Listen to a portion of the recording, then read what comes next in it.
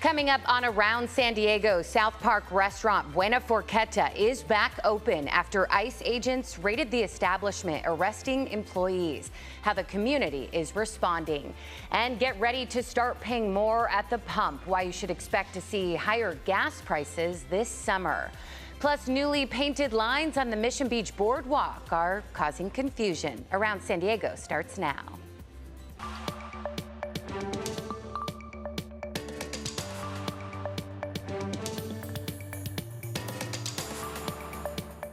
Hello and welcome. Thank you so much for joining us as we take you around San Diego. I'm CBS 8's Jenny Day. I'll get you caught up on a week's worth of news and we'll look ahead in less than 30 minutes. We do begin with a local immigration raid. The restaurant Bouna Forchetta is now back open after Immigration and Customs Enforcement agents say they received a tip about undocumented workers. CBS 8's Abby Black shares now how some customers are rallying behind the restaurant. At Bouna Forchetta and South Park, we've seen a steady stream of supportive patrons, many outraged by what they're calling excessive force during last Friday's ICE operation. The idea that people are being invaded like this and that they're scared, and so we want to support the establishments. We want to welcome people from around the world to bring their best, and this is an amazing restaurant. They're bringing great Italian food, and part of what makes America great. This was the scene Friday evening. Dozens of armed ICE agents in riot gear stormed this restaurant, handcuffing employees as flashbangs exploded. Federal search warrants revealed that the operation began with a 2020 tip alleging undocumented workers. The warrant, signed Thursday by Judge Karen Crawford, authorized the raid based on evidence that 19 employees, nearly half the staff, had submitted fraudulent green cards. After 3 days of surveillance, agents arrested 4 workers from Mexico and Colombia. The community response has been swift. South Park businesses launched a GoFundMe raising over $123,000 for legal fees and missed wages to support workers and their families. Democratic leaders held protests while ICE's acting director defended the operation Monday. Even some conflicted Trump supporters made the drive from Lake Elsinore today. It's like in any business is trying to cut corners. I mean, you can't blame them for that. I mean, unfortunately for us, we're registered Republicans. We believe in what Trump is doing. He's trying to send a message. The previous administration broke a system that Trump is now trying to fix. Being a Trump supporter, but why was it important to be here today when they reopened? Because they have amazing food, and actually it's the customer service, and the place is absolutely amazing. The restaurant owner faces potential fines and imprisonment for allegedly knowingly hiring unauthorized workers. The manager did not want to comment, but says that he wants some normalcy.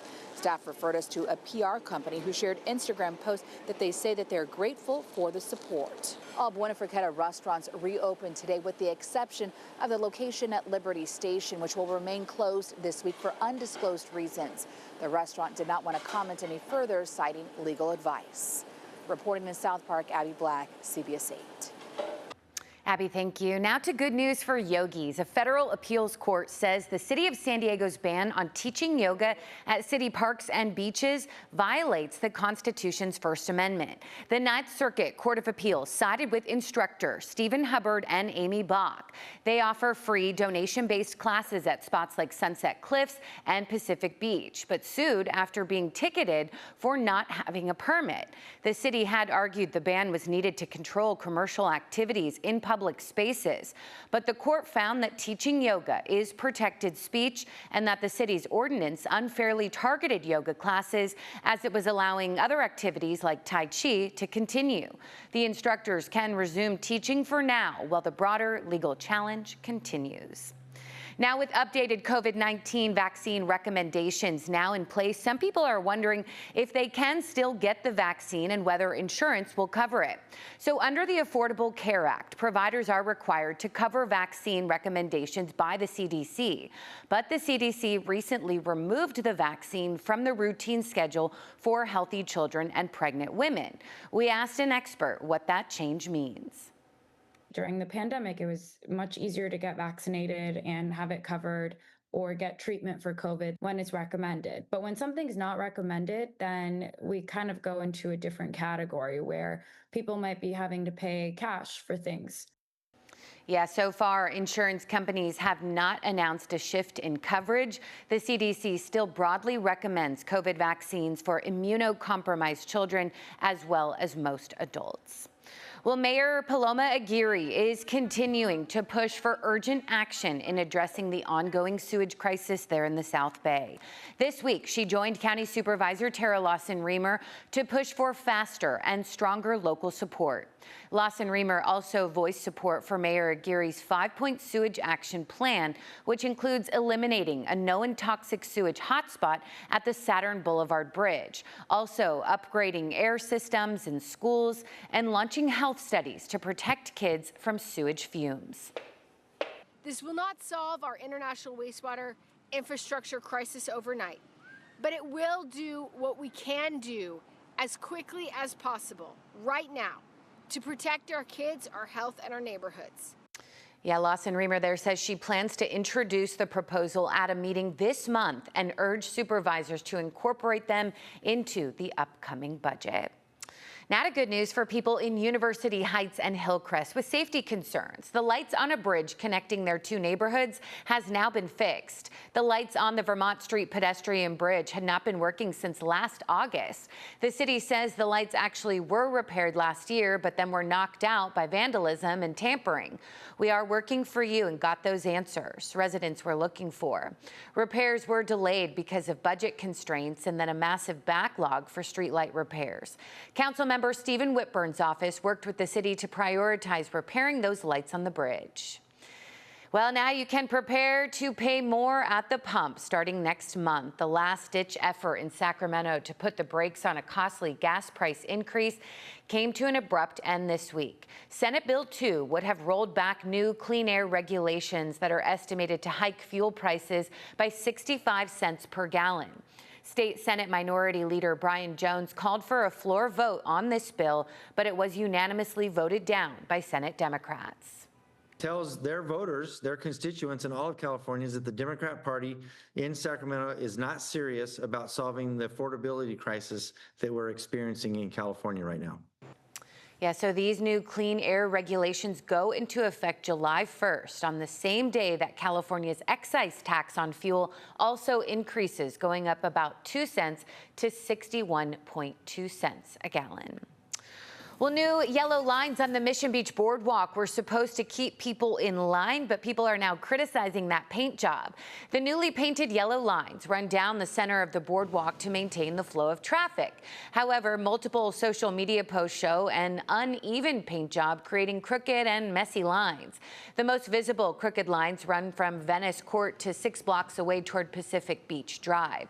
The city of San Diego says the crooked lines are a result of faulty equipment. We live right down the way on Santa Barbara Place, and I came out and down the boardwalk more. The lines get a bit more curvy as you go. It was overdue, but I think they did a poor job with it. Yeah, the city says they will resume painting and fix that original job when the weather clears up. A lot of June gloom. Well, parking may get even pricier in the city of San Diego. On Monday, City Council approved a change to the municipal code, allowing the city to charge for parking at Balboa Park and the zoo, which before had never had a fee. While some say it may encourage people to use other modes of transportation, many people we talked to not so happy about it. I think it's a total bummer. I hate to see more and more fees as you come to San Diego. San Diego is pretty expensive already. And I think charging for parking will hopefully encourage people to take more alternate routes like buses or bikes. Yeah, I hope so too. So Councilmember Shanilo Rivera proposed only charging non-residents for parking. He said if the zoo were to charge the same $20 rate as they do at the safari park to non-residents only, then both the zoo and the city could raise $15 to $20 million a year. Well, San Diego's once red-hot housing market might be losing some heat. More homes are sitting unsold for longer, and some sellers are cutting prices. So, is this a sign of a slowdown? CBS 8's Brian White takes a closer look. Yeah, for years, homes in San Diego seem to fly off the market, often within days and above asking price. But now, inventory is climbing and listings are lingering longer than you'd expect. At this home in La Mesa, realtor Zaid Kareem is overseeing renovations to help the property stand out. In this market, sellers have to do a little bit of legwork in order to help their property sell for maximum profit. That legwork includes fresh paint, new flooring, and a modern look, features today's buyers are expecting. People, when they want to buy a home, they don't want to come in with a giant honey-do list. They want to come in, unlock the door, move in, and host a beautiful home gathering. San Diego's housing market remains competitive, but the days of bidding wars and homes selling overnight have cooled off. According to RE/MAX, homes now sit on the market an average of 37 days, and active inventory is up 70% compared to this time last year. We are seeing properties do sit a little bit longer on the market, and the main ingredient for that is being overly priced. The property will sit on the market, and at that point, you're going to have to lower the price, which does not look as a positive trend for that home. With mortgage rates hovering near 6.9%, buyers are still cautious. But despite more homes staying on the market, San Diego's housing values remain strong. The median sale price for a single-family home is over $1 million. San Diego market is still a very competitive market. Yes, you will get a local up and down, but if you look at it over the number of years, the values are always continuously going up. So while the frenzy has cooled and things have gotten a little better for buyers lately, San Diego is still a seller's market. Experts say strategy and realistic pricing are key to making that sale. Brian White, CBS 8. Interesting, Brian, thank you. Coming up, an orphaned cub in Ramona is receiving top-notch care. We'll show you how their interesting strategy is working. Well, if you are a bear cub, what you need is a mama bear. But for an orphaned bear cub in Ramona, that was not an option. So people are playing that part. And as Shannon Handy discovers, they are dressing the part as well. The bear cub has been here at Project Wildlife in Ramona for about 6 weeks now. It's the youngest one they've ever cared for, and doing so takes a lot of time, resources, and creativity. Every bear cub needs its mom, or in this case, someone who looks like her. It's one of many tasks you'll find employees at San Diego Humane Society's Project Wildlife doing every day, dressing as bears to ensure this 3-month-old is receiving the same type of care he would in the wild. For him, it was important that he looked at us as bears and not as humans.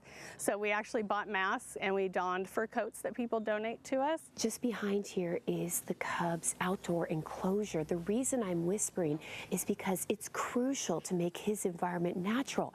That means eliminating as much human interaction as possible. It's important when they're in rehab that they stay wild. Campers first discovered the bear on April 12th in Los Padres National Forest. He weighed just 3 pounds and was frail and dehydrated. After monitoring him for hours and confirming he was alone, they brought the bear to their camp hosts, who contacted the California Department of Fish and Wildlife. They in turn released him to the wild overnight, hoping his mom would come back. When she didn't, he was brought here. Nobody knows what happened, how he got separated, but at that age, they would be totally dependent upon their moms. Initially, the cub needed 24-hour care, including overnight bottle feedings. Employees have also been teaching him how to climb a tree, build a nest, and search for food. When we are teaching him these various milestones that he would be reaching with mom, we are physically doing those activities with him. So when we bring in a big tub of dirt with hidden insects in there, we will dig through it to kind of show him what to do. They've even left stuffed bears in his enclosure to make him feel more at home. The cub is responding well and now weighs 13 pounds. As for a name, he doesn't have one. Project Wildlife doesn't normally name animals in their care as a way to prevent attachment, in hopes they won't be here for long. We'd much rather release him back to where he came from. That likely won't happen until next year, but keeping him or anyone in their care for that long is expensive. It averages about $400 a week, and the San Diego Humane Society doesn't receive state funding. If you'd like to help, go to CBS8.com and click on this story. Reporting in Ramona, Shannon Handy, CBS 8. Oh, how can I get that job, right? So cute. Glad he's doing well. All right, well, a new plan to save beach bonfire pits after funding for them was cut in San Diego Mayor Todd Gloria's proposed budget. Supervisor Tara Lawson-Remer and San Diego City Council President Joe LaCava say the county is now pledging $135,000 in grant funding to cover fire ring maintenance through fiscal year 2025 to 2026.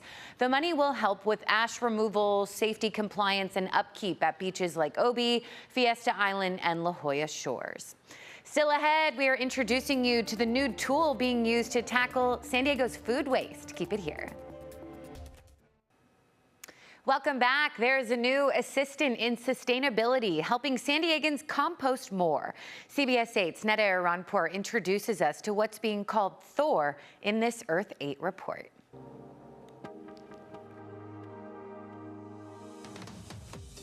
This Earth 8 report, we want to introduce you to Thor. Here at the Otay Sustainability Park, look at this machine helping with composting for San Diego County. So we have Neil joining us. Neil, this is quite impressive. Tell us what Thor does. What Thor does is allows us to pull material out of the landfill that's food waste, it's contained in plastic bags, run it through our Thor, and it separates the plastic from the organic material. Let's walk over here because I'm seeing some of the organic material, but like you said, the plastic, these are big no-nos that we tell people not to put in their trash bins, of course, but you're able to take this and still do the composting? That's what the machine does. It allows us to take a plastic bag, separate the organic material from it. We'd love to see Thor in action, so I'm looking forward to giving this a try. Okay, we'll push the button. So we hear the sounds of Thor in action. Gabe, I want to talk to you about what it's doing now. How does this all work? The best way to describe this is a garlic press. So this garlic press, what it does, these hammers are running through, we got 52 hammers that go through a screen and actually just squeeze the food waste out, and your husk, as we describe as a garlic press, then goes out to a trash bin. That material gets back into the landfill. So now we're able to utilize the organics. The organics that they describe as looking like oatmeal then become compost. Thor had its ribbon cutting recently, and some big names are already on board, like Legoland and the Padres, with food waste from Petco Park being sent here. Thor allows San Diego to become closer to meeting the requirements of State Bill 1383 that says all residents and businesses must divert organic waste from landfills to composting facilities just like this one.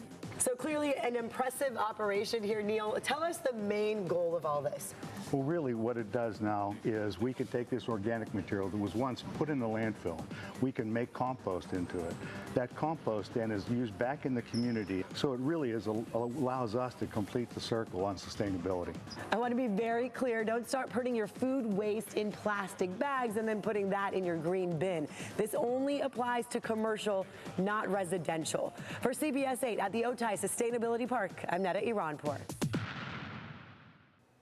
Technology helping us all, and we got to continue to do our part. Thank you so much for watching. Thanks for staying informed. For CBS 8, I'm Jenny Day. Take such good care. Have a great weekend. Go Padres.